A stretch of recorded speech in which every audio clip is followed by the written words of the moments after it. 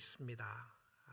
Game is not over until whistle blows 라고 하는 표현이 있는데요. 호루라기를 불기 전에는 게임이 끝난 것이 아니다. 이 말은 열심히 뛰라고 하는 표현이고, 지금 지고 있더라도 이길 수 있다고 격려하는 표현의 말입니다. Game is not over until whistle blows. 우리의 인생의 모습 속에도 그런 모습이 있는 것 같습니다. 오늘이 끝이 아니라 아직은 끝나지 않았다. 우리의 삶이 끝나지 않았고 우리의 삶의 끝에 하나님이 계심을 우리가 보아야 한다고 하는 표현으로 우리가 볼 수 있습니다. 우리의 인생이 끝날 때까지 끝난 것이 아니다. 정말 소망을 주는 모습이죠. 오늘의 끝이, 오늘의 절망이 끝이 아니다. 정말 죽는가 보다 생각을 하고 이것이 끝인가 보다 생각하고 어려울 때가 있는데, 그렇다고 해서 죽기 전에는 죽은 것이 아닌 거죠. 우리는 살아가면서 예상하지 못했던 불행하다고 생각하는 사고를 당할 때가 있습니다. 저건 정말 불행하다. 저거는 사고이다. 저거는 실수이다. 저거는 재수가 없어서 그런 일들이 있었다. 예상하지 못하는 어려움을 당하면 세상은 그렇게 이야기를 합니다. 그런데 우리가 예상하지 못했던 어려움을 당한다고 할지라도 성도의 표현은 사고가 아닙니다. 성도의 표현은 잘못된 것이 아니라, 또한 성도의 표현은 절망이 아니라 하나님을 볼 수 있는 하나님의 뜻이 있음을 우리가 알게 됩니다. 우리의 삶 속에 크고 작은 일들에 어려움이 있을 수 있죠. 그 당시에는 죽을 것 같았는데 하나님이 회복시켜 주셨던 경험들도 있습니다. 그때 어떻게 살아가나. 뒤를 돌아보니까 하나님이 인도하셨다고 하는 간증들이 우리 성도들의 삶 속에 쌓여가는 것을 보게 됩니다. 그 어떤 순간에도 우리의 삶 가운데 회복이 축복이고 회복이 은혜인데, 주위의 환경이 좋아서 내가 회복된 것이 아니라 하나님의 손길이 있었음을 보여줍니다. 하나님이 회복시켜 주시고 축복해 주셨다는 것이죠.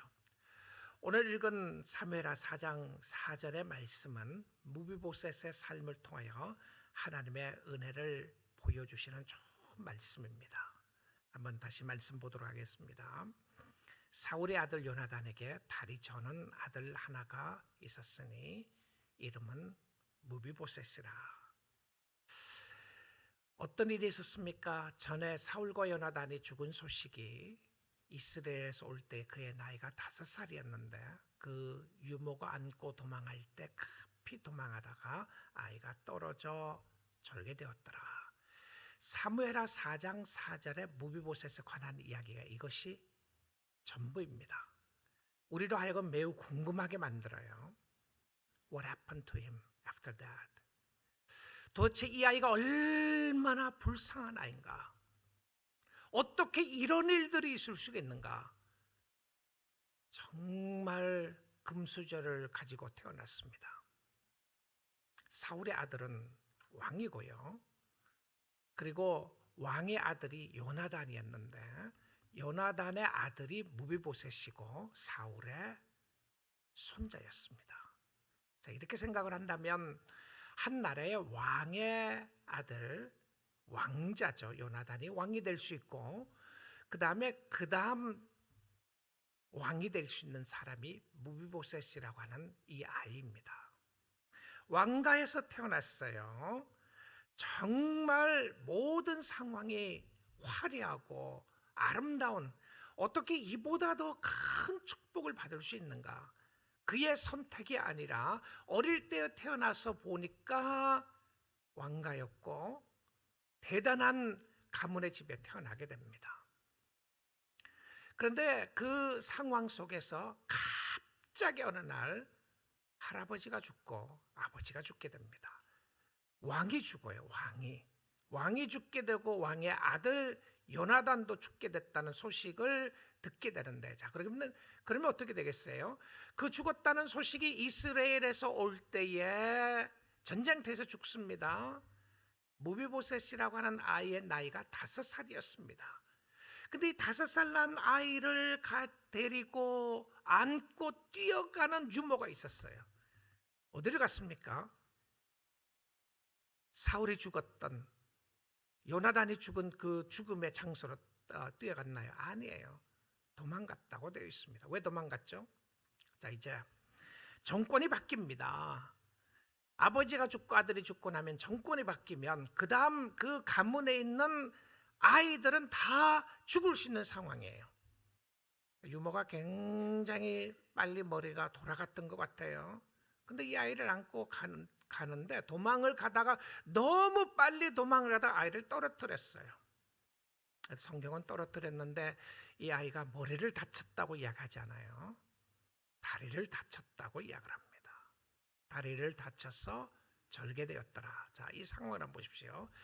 떨어지는데 부모는 죽음의 자리로 떨어지고 이 아이는 또 유모의 품에서 떨어지게 되었더라. 내려가도 끝이 없는 절망입니다. 한순간에 모든 것을 잃어버리는 것 같은, 물론 이 아이는 이 상황을 잘 모르는 상황에 있었어요. 그럼에도 불구하고 절망할 수밖에 없는 인생을 살아가게 됩니다. 절망된 인생을 살아가면서 그는 숨어서 숨죽이며 생명을 유지하고 있는 상황이 되었어요. 세상적으로 인간적으로 매우 비참한 삶이었습니다. 지금 현재는 절망이고 낙심되고 죽을 것만 같았어요. 인생이 이렇게도 재수가 없다는 말인가? 자, 우린 궁금합니다. 도대체 이 아이가 어떻게 되었는지. 성경은 우리에게 궁금하도록 질문을 던지게 합니다. 이 아이가 어떻게 됐는가? 또 놀랍게도 성경 사무엘하에서는 이 아이의 이야기가 나오지 않아요. 이게 끝입니다. 오늘 매일 성경 본문에 나오는 이 아이를 인트로듀스를 하고 소개를 하고요. 그리고 여기서 끝났어요. 그러면 이 상황 속에서 우리가 물어봐야 돼요. 이 아이가 어떻게 됐는지, 이 아이가 죽었는지 살았는지, 다리를 절면서 늘 비난을 당하고 살았는지, 어떻게 되었는지 보아야 됩니다. 우리 사랑하는 성도 여러분, 성도들에게 소망이 있는 것은 오늘의 절망이 전부가 아니기 때문에 그렇습니다. 오늘은 죽을 것 같아요. 하나님 어디에 계십니까? 하나님 그럴 수 있습니까?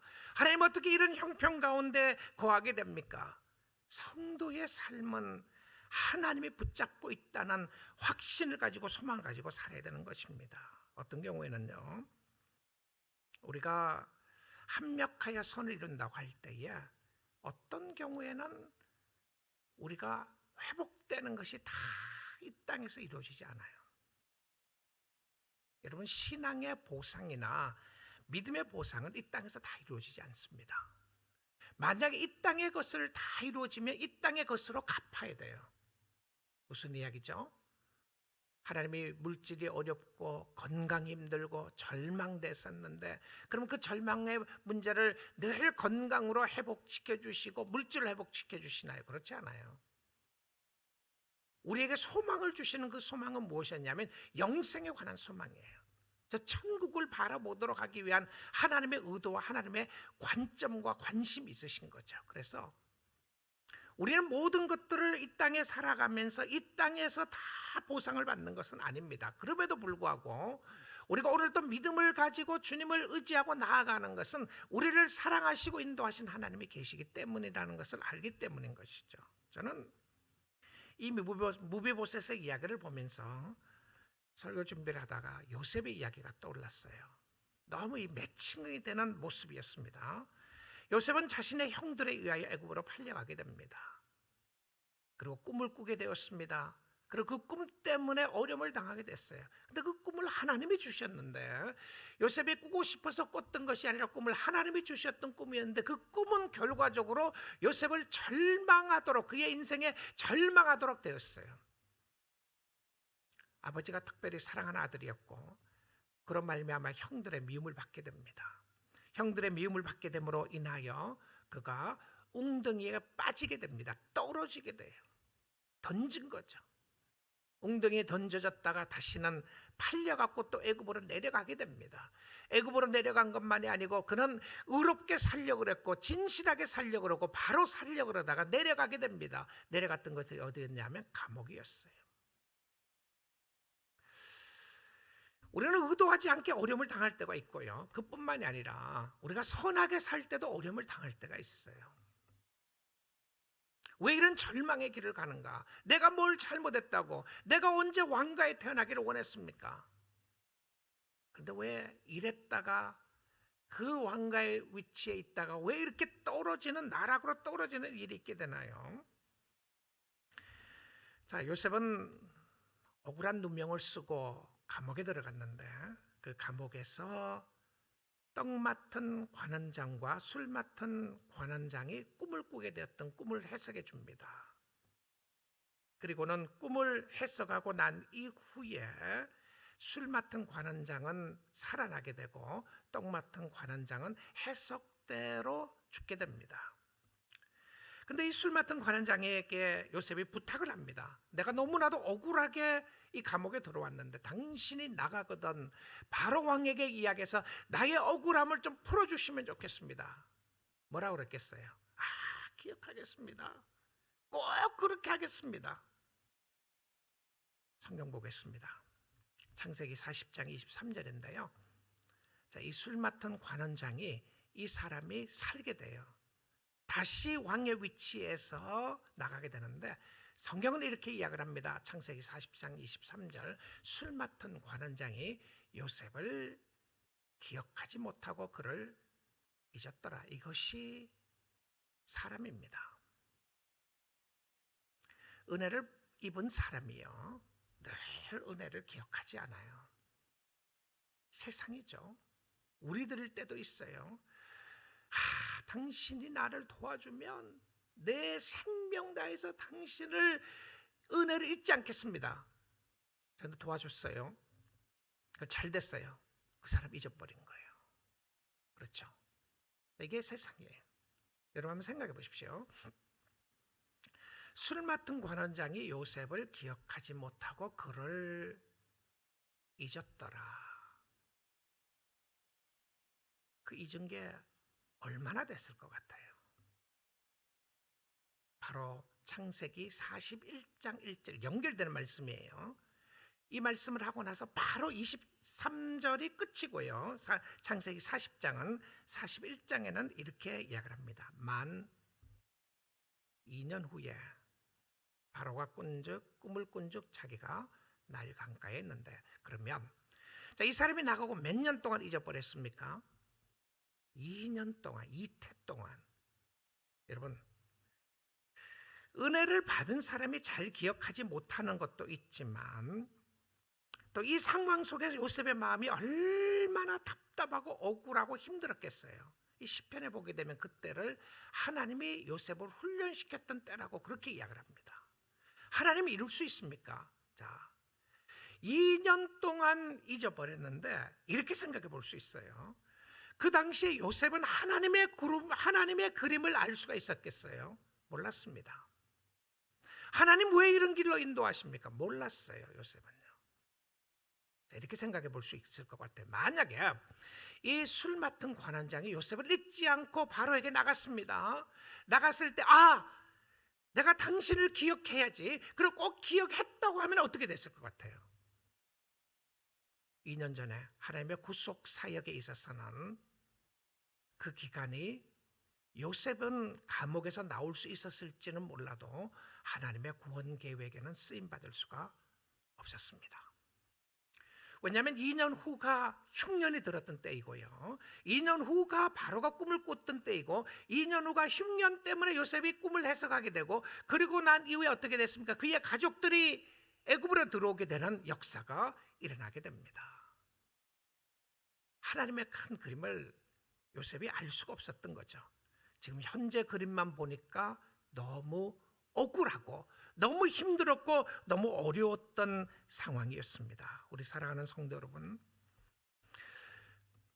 주님을 사랑하고 주님을 섬기고 있는 주의 백성들 속에요, 내가 잘못하지 않았어도 힘든 일을 당하게 되고 어려운 위기 가운데 갑자기 빠져들어가는 그 상황 속에서 기억해야 할 것은, 하나님이 여러분의 가정과 여러분의 삶과 여러분의 모든 것들을 주관하고 인도하고 계신 줄 믿음으로 믿으시기를 주님의 이름으로 축복드립니다.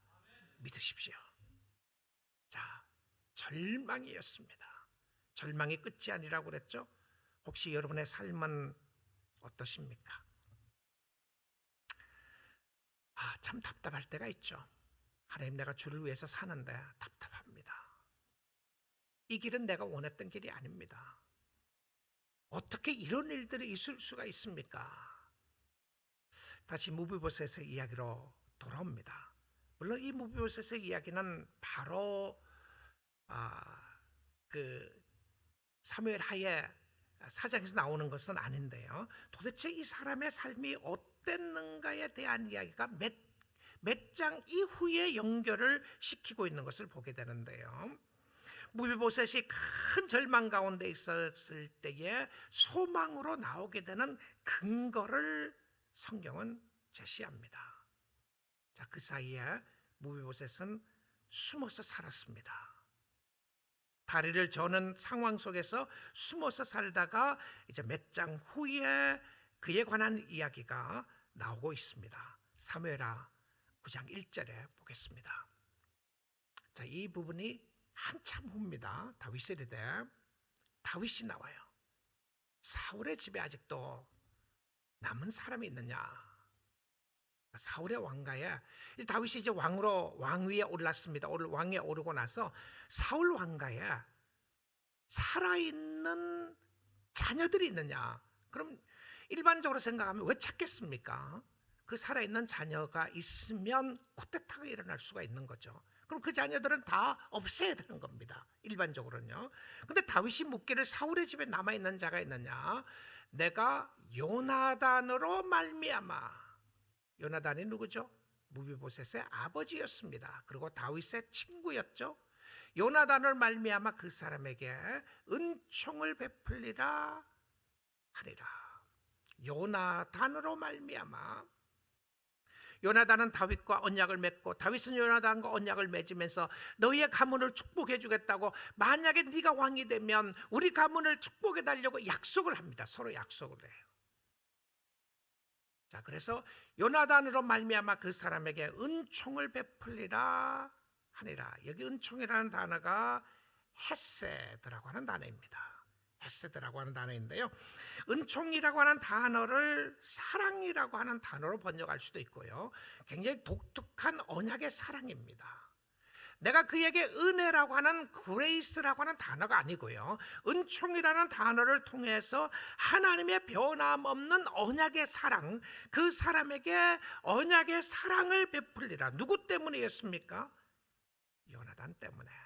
자, 이 부분을 생각을 해보게 되면 우리가 하나님의 언약의 사랑을 받는 궁극적인 목적은 누구 때문이냐면 예수 그리스도 때문에, 예수 때문에 사랑받는 겁니다.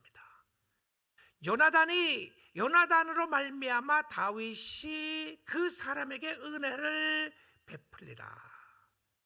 이 헤세드라고 하는 단어를 9장에서 사무엘하 9장에서 3번이나 사용해요. 9장 3절 한번 보겠습니다.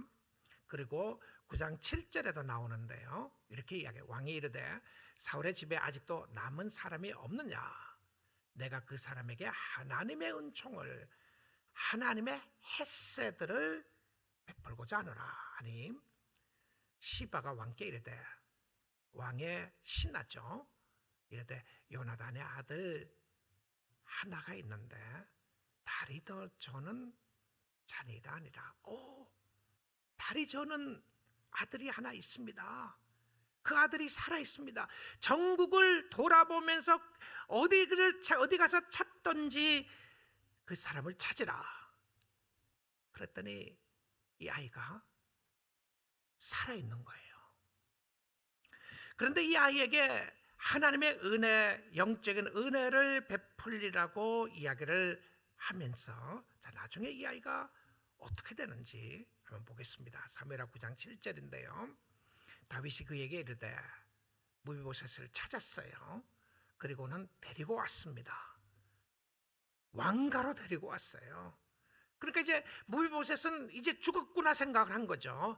아, 정권이 바뀌게 되고 내가 숨어서 살았는데 어쩌면 내 인생에 이렇게도 재수가 없는가. 내가 다리 저는 절름발이로 핸디캡으로 살아가고 있는데 그것도 못 돼서 이제는 잡혔구나, 그렇게 생각했을 거예요. 그리고 왕가에 왔는데 다윗이 무비보셋을 하고 보면서 하는 이야기입니다. 무비보셋이여, 두려워하지 말라. 내가 반드시 너 아버지 요나단을 말미암아 내게 은총을, 헤세드를 베풀리라.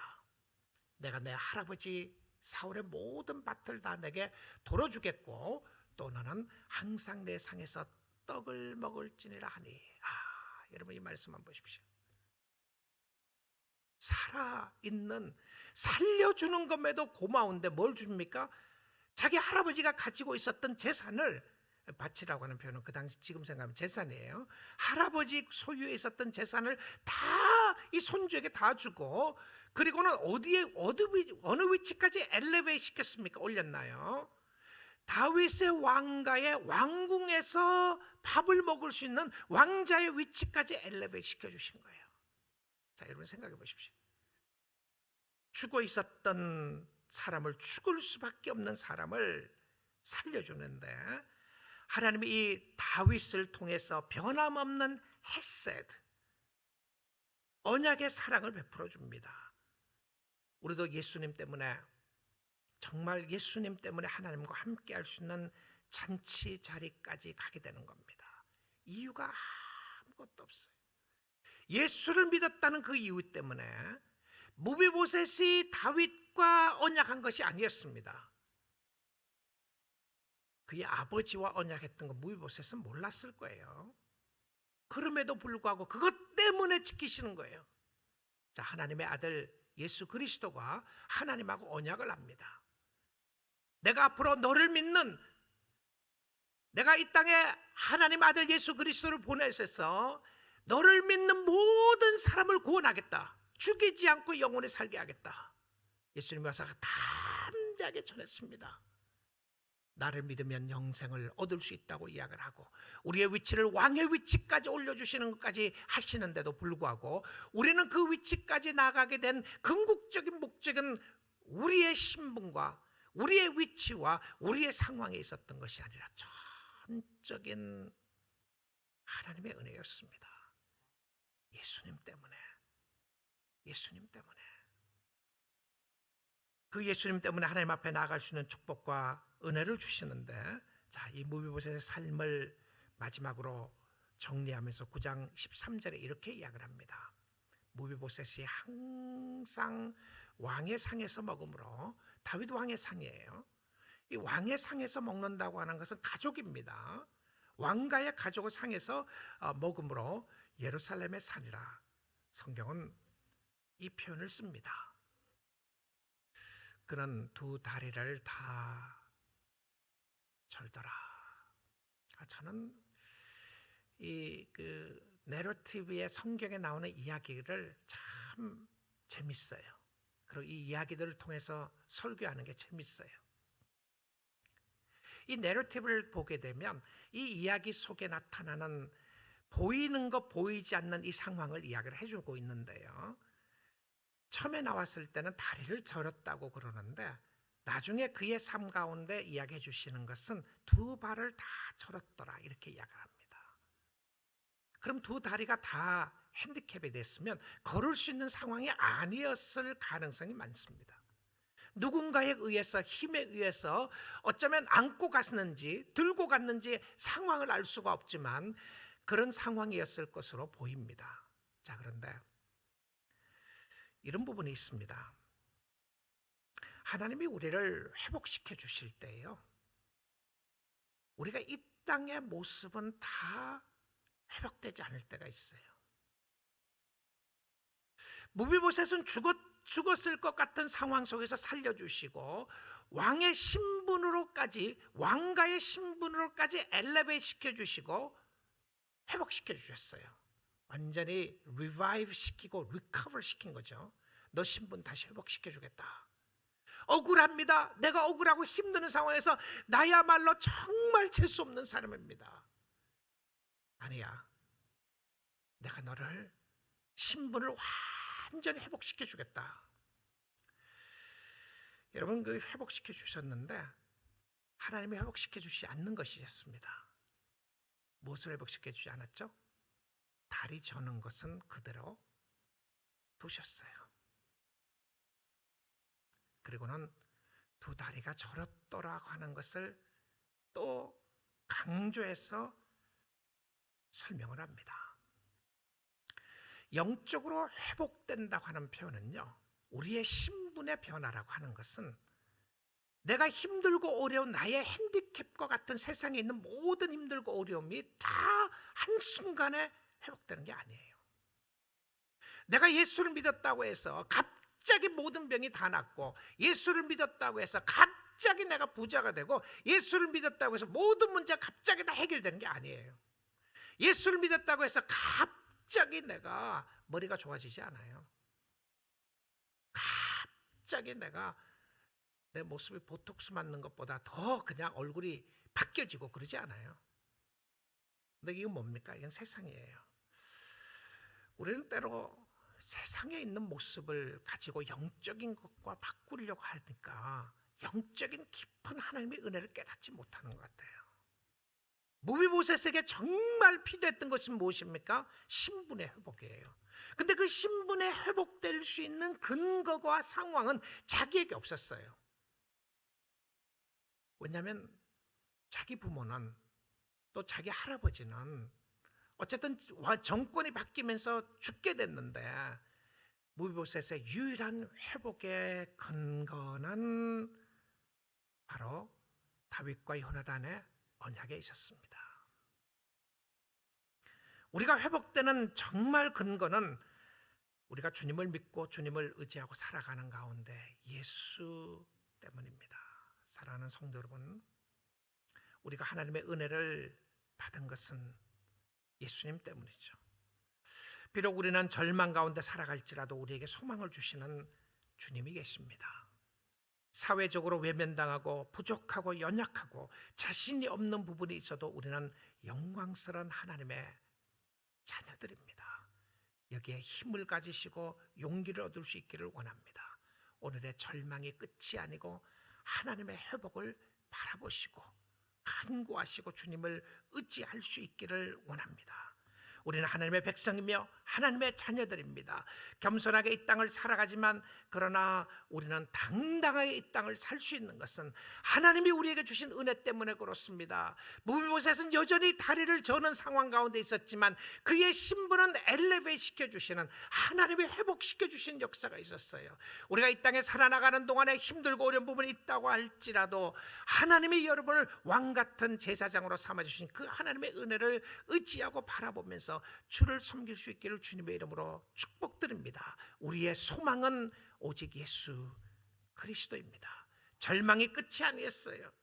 우리에게 놀라운 터닝 포인트가 일어나게 되는 것은 주를 만나고 난 이후부터 터닝 포인트가 일어났던 것이었습니다. 주님을 의지함으로 우리의 삶이 달라지게 된 것이죠.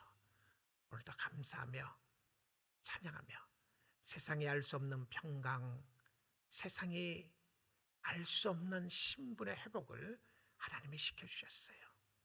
하나님의 자녀로 살게 하셨는데, 세상에 힘들고 어려움 때문에 끝으로 신앙을 버리는 것이 아니라, 절망 가운데 거하는 것이 아니라, 다시 한번 우리의 눈을 고쳐서 살아계신 하나님을 의지하고 예수 바라보는 놀라운 축복이 있기를 주님의 이름으로 축복드립니다.